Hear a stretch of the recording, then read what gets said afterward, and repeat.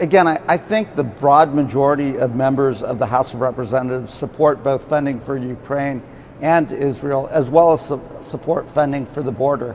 I understand, and we saw it play out in the Republican majority, that there are a fair number of Republicans. I think it's still the minority of the Republican Party that do not want to fund Ukraine. And we saw a few Republicans vote against funding Israel as well. I would hope we could pass it all together. If we have to take each bill up individually, let's take clean bills that don't have any riders on there. And then, if it is about the debt and the deficit, we can come back and revisit that, but we ought to look at everything in total.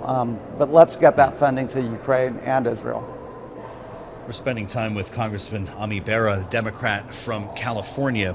Your leader in the House, Hakeem Jeffries, held a briefing earlier today, Congressman, and said that the Republican conference in the House wants a shutdown. Otherwise, this bizarre laddered continuing resolution that we've been talking about the last 24 hours offered by the Speaker probably wouldn't have been suggested. He says that's the evidence.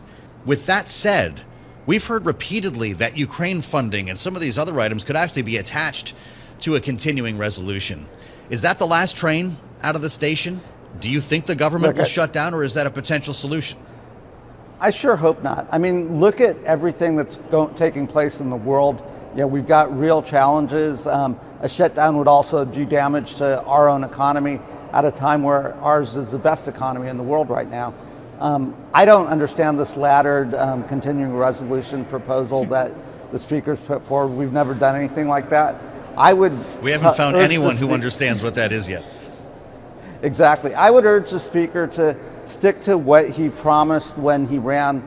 Let's do a continuing resolution. I think you would find broad support to do a clean CR that would go to January, perhaps to April. And then let's find some breathing room. Let's negotiate a real budget, real appropriation bills.